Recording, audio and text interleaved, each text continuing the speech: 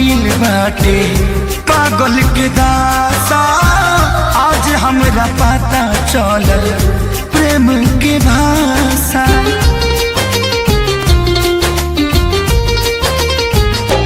हाँ पागल के भइल बाटे पागल के दासा।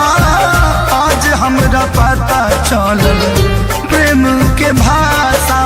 रोते रोते मिले हमसे आयल बड़ी, रोते रोते मिले हमसे आयल बड़ी।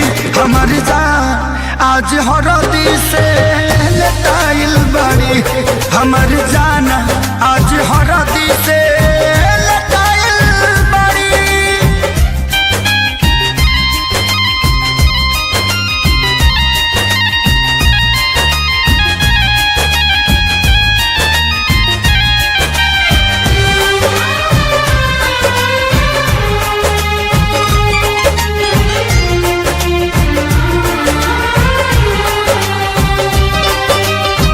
घर परिवार देख खोजत होई जा।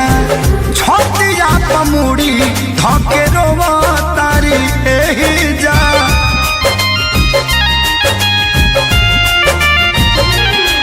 हथवा के मेहंदी मिटावेली तो हमरे के समझावेली। अखिया बाल राइल पागा लाइल बड़ी।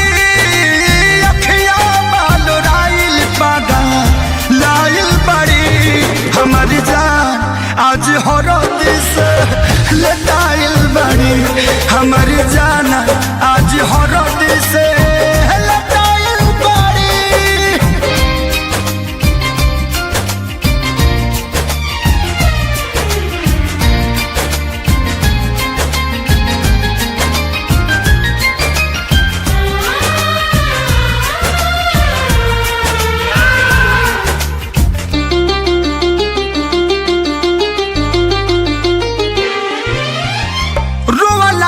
इनका झरे बनावा के पाता। प्यार के मतलब रब जिया जुए बुझाता।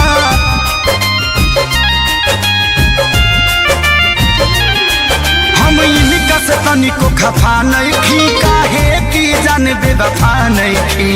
अखिलेश के खेसारी खाती भुलायल